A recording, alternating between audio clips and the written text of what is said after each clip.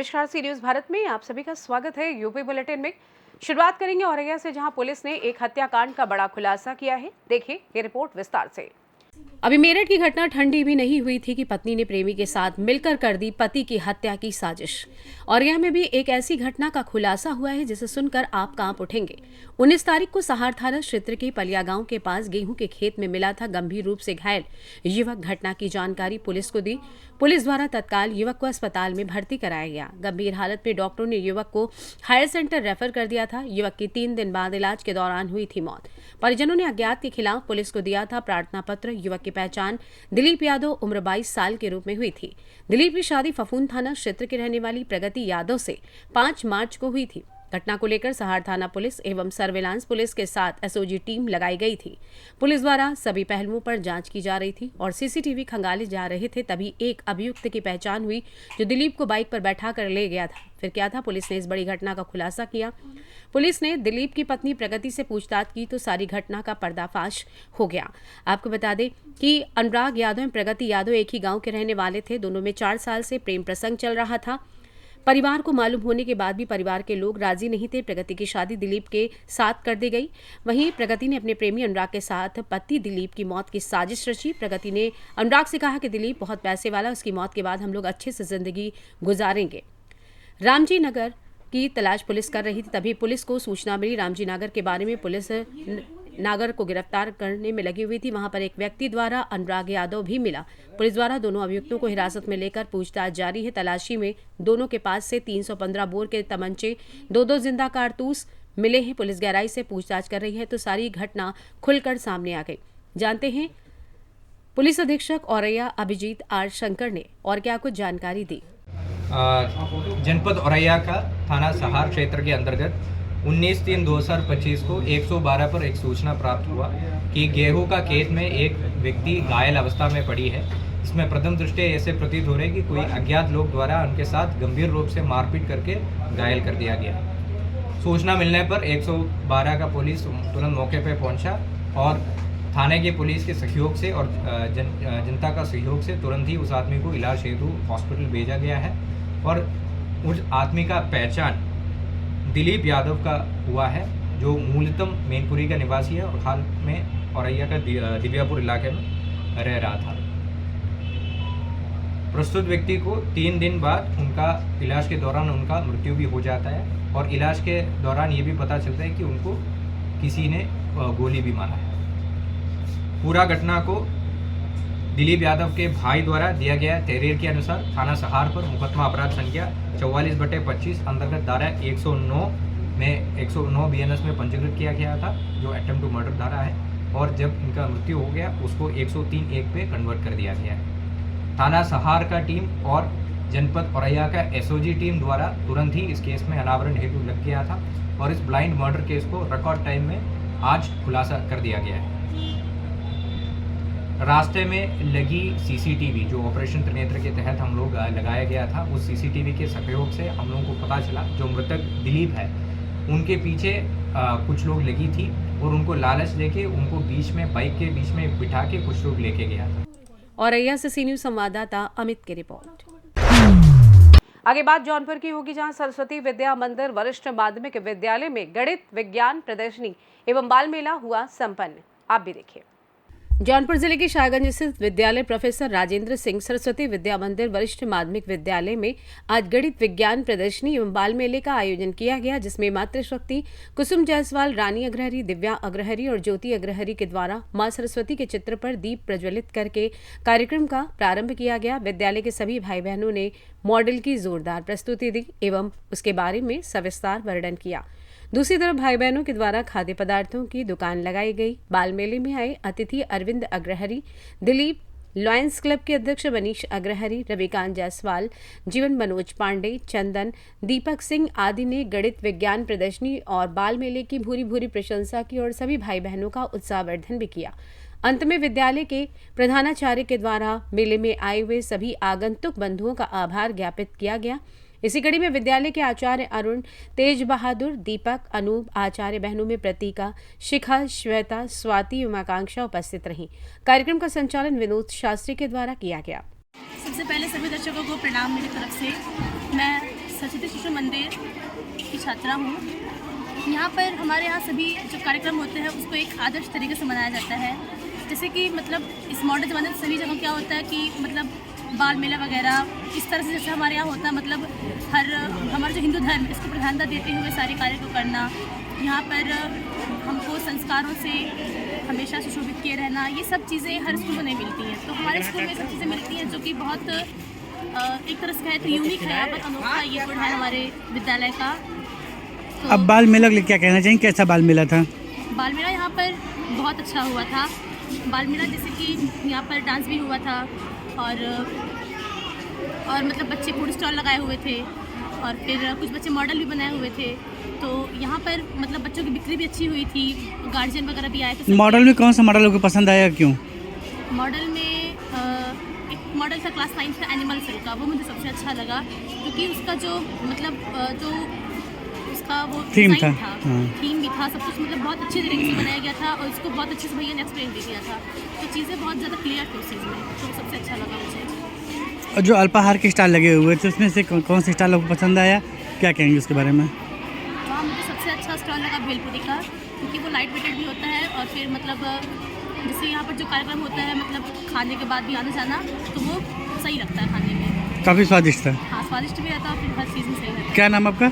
मेरा नाम मीनाक्षी अग्रवाल है, मैं क्लास 10 की छात्रा हूँ। Thank you. अभिभावकों, भैया बहनों और समस्त आगंतुकों का हार्दिक स्वागत और अभिनंदन करता हूँ। वास्तव में भैया बहनों के व्यक्तित्व विकास के लिए उनके अंदर कैसे गुणवत्ता का विकास हो, समय समय पर विद्यालय में कार्यक्रमों का आयोजन होता रहता है।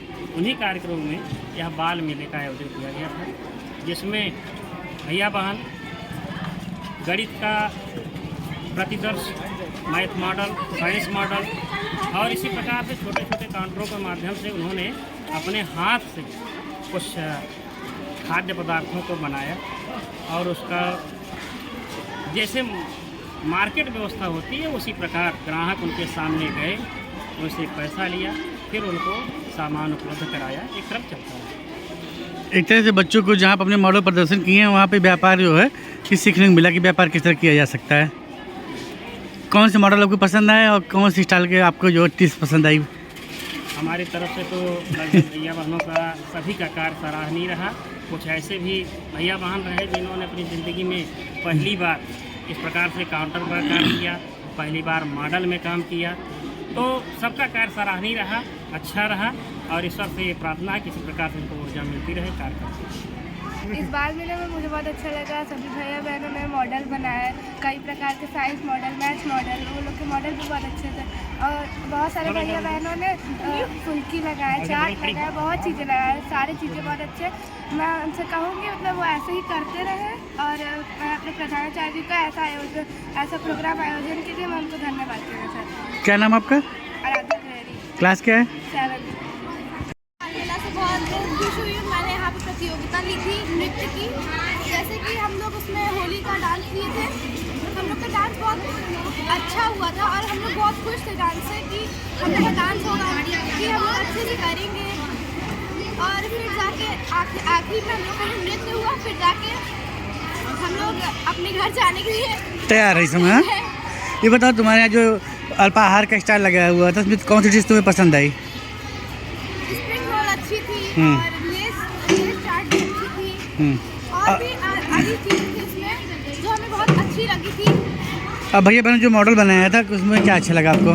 उसमें तो सबका ही अच्छा था और हमें सब कुछ अच्छा लगा। जैसे कि उसमें जो भी बनाए थे उन लोग अपने मतलब उसके बारे में बताए, उसे अच्छे से एक्सप्लेन किया गया था। उसमें से हमें वोल्केनो वाला अच्छा लगा था, वो बहुत ज़्यादा अच्छा बना। इस तरह प्रोग्राम होते रहना चाहिए। क्या नाम आपका? क्लास? Thank you. और यहाँ आज हम लोग सरस्वती विद्या मंदिर में स्टॉल लगाए हैं और मेरे स्टॉल जलेबी है और इसमें मैदा, चीनी और आदि चीज़ों से बनाया गया है और ये इंडिया का स्वादिष्ट मिठाई भी है। जलेबी क्या खासियत है? जलेबी से खासियत यह है कि इसे हम लोग ये मीठा भी होता है मीठा होता है और जलेबी के नाम को मुहावरे में भी इस्तेमाल किया जाता है कि जलेबी तरह ही आदमी टेढ़ा है। जी। जौनपुर से सी न्यूज़ संवाददाता दिवाकर मिश्रा के साथ दीपक सिंह की रिपोर्ट।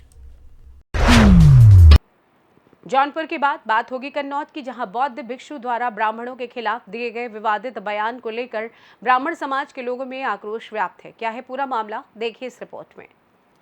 ब्राह्मण समाज के खिलाफ विवादित बयान का गरमाया मामला। जिला पंचायत अध्यक्ष और बौद्ध भिक्षु पर एफआईआर की मांग। बौद्ध भिक्षु द्वारा ब्राह्मणों के खिलाफ दिए गए विवादित बयान को लेकर ब्राह्मण समाज के लोगों में आक्रोश है। नव हिंदू सभा के राष्ट्रीय अध्यक्ष अनुपम वाजपेयी के नेतृत्व में ब्राह्मण समाज के लोग पहुंचे कोतवाली। विवादित बयान के समय जिला पंचायत अध्यक्ष और उनके पति मौजूद थे। कार्रवाई न होने पर कोर्ट का दरवाजा खटखटाएंगे, छिबरामऊ कोतवाली पहुंचा पूरा मामला। कन्नौज से सी न्यूज संवाददाता सीबू सैनी की रिपोर्ट। कन्नौज में भाकियू किसान ने राज्यसभा सांसद का पुतला दहन किया, देखिए क्या था पूरा मामला। समाजवादी पार्टी के राज्यसभा सांसद रामजी लाल सुमन के सदन में दिए गए बयान के बाद देश की राजनीति गर्मा गई है। सपा सांसद रामजी लाल सुमन ने राणा सांगा पर टिप्पणी की, जिसके बाद राजनीतिक हलचल तेज हो गई है। आपको बता दें कि सपा सांसद के बयान के बाद अब विरोध प्रदर्शन भी शुरू हो गए हैं। भारतीय किसान यूनियन किसान के राष्ट्रीय अध्यक्ष पवन ठाकुर के निर्देश पर उनके संगठन ने सपा सांसद रामजी लाल सुमन का पुतला दहन कर जमकर नारेबाजी की। प्रदर्शनकारियों ने सपा सांसद की सदस्यता खत्म करने की मांग की है। दरअसल समाजवादी पार्टी के राज्यसभा सांसद रामजी लाल सुमन ने सदन में राणा सांगा पर टिप्पणी करते हुए गद्दार कह दिया था। कहा कि भारत में बाबर को राणा सांगा ने बुलाया था। सपा सांसद रामजी लाल सुमन की राणा सांगा पर टिप्पणी के बाद हंगामा खड़ा हो गया। चारों ओर से राजनीतिक बयान सामने आने लगे। कन्नौज जनपद के छिबरामऊ में सपा सांसद रामजी लाल सुमन के खिलाफ विरोध प्रदर्शन किया गया। आज नगर के फर्रुखाबाद चौराहे पर भारतीय किसान यूनियन किसान कन्नौज के जिला अध्यक्ष राजा शुक्ला के नेतृत्व में पदाधिकारियों ने सपा सांसद का पुतला फूंका और जमकर नारेबाजी की। सपा सांसद रामजी लाल सुमन के खिलाफ प्रदर्शन करते हुए कहा कि सपा का डीएनए ही ऐसा है जिसका उदाहरण रामजी लाल सुमन है। सपा सांसद की सदस्यता को खत्म किया जाना चाहिए। इस तरीके के बयान बताते हैं कि इनकी सोच क्या है। हम राणा सांगा के वंशज हैं और एक संवैधानिक पद पर बैठे हुए व्यक्ति को इस तरह की भाषा शोभा नहीं देती। मांग की कि सपा सांसद रामजी लाल सुमन की सदस्यता खत्म होनी चाहिए। ऐसे व्यक्ति को पद पर बने रहने का कोई अधिकार नहीं। इस दौरान क्षत्रिय महासभा के प्रदेश अध्यक्ष मनोज भदौरिया, प्रदेश उपाध्यक्ष योगेंद्र भदौरिया, नव ब्राह्मण महासभा के राष्ट्रीय अध्यक्ष अनुपम वाजपेयी, संजीव चतुर्वेदी, राहुल प्रताप सिंह, हिमांशु चौहान, गणेश दुबे, टिंकू शर्मा, रंजीत यादव, टीटू ठाकुर, आनंद तिवारी, कन्हैया शुक्ला, सूरज दुबे, सौरभ यादव, तमाम हिंदू संगठनों और क्षत्रिय महासभा के कार्यकर्ता भी मौजूद रहे। कन्नौज से सी न्यूज संवाददाता महेश गौड़ की रिपोर्ट। अगली खबर भी कन्नौज से है, जहां पर रमजान के महीने में समाजसेवी सैयद रईस अली ने रोजा इफ्तार पार्टी का कराया आयोजन। देखिए, रमजान के पवित्र महीने में समाजसेवी ने अपने निजी स्थान पर कराया रोजा इफ्तार, जिसमें हिंदू मुस्लिम एकता व भाईचारा देखने को मिला। रोजा इफ्तार में सपा के कई नेता सहित सम्मानित स्थानीय लोग भी शामिल हुए। रोजा इफ्तार में उमड़ी भीड़। रमजान के पवित्र महीने में हाजीगंज स्थित सैयद रईस अली ने रोजा इफ्तार का आयोजन कराया, जिसमें हिंदू मुस्लिम भाईचारा देखने को मिला। रोजा इफ्तार में कई हिंदू भाई भी शामिल हुए। वहीं पूर्व विधायक अनिल दोहरे के पुत्र अंशुल दोहरे, सपा नेता हसीब हसन, नाजिब खान, पवन अवस्थी, कई नेता शामिल हुए। इस कार्यक्रम का आयोजन सैयद इदरीस अली, सैयद रईस अली, सैयद लाइक, सैयद अतीक अली, सैयद अरसलान अली, सैयद कुंवर आहिल अली व वसीम और जमील द्वारा किया गया, इसमें सभी लोग शामिल हुए। कन्नौज से सी न्यूज संवाददाता सीबू सैनी की रिपोर्ट। बुलेटिन के अंत में बात होगी सोनभद्र की, जहां पर दबंगों ने एक महिला को पीट कर दिया अधमरा। देखिए, सोनभद्र में महिला को पीटते हुए वीडियो सोशल मीडिया पर हुआ वायरल। महिला के गोद में नाती को भी आई चोट। ईंट पत्थर से महिला की हुई पिटाई। जमीन कब्जा करने का महिला ने लगाया आरोप। महिला ने पुलिस में तहरीर देकर कार्रवाई की गुहार लगाई है। वीडियो बीते 23 मार्च का बताया जा रहा है। रायपुर थाना क्षेत्र के रैया गांव की पूरी घटना बताई जा रही है। सोनभद्र से सी न्यूज संवाददाता राजेश गोस्वामी की रिपोर्ट। फिलहाल के लिए इस खास बुलेटिन में बस इतना ही। देश दुनिया की तमाम बड़ी खबरों को जानने के लिए देखते रहिए सी न्यूज भारत। हर खबर आपके साथ, आपके हाथ।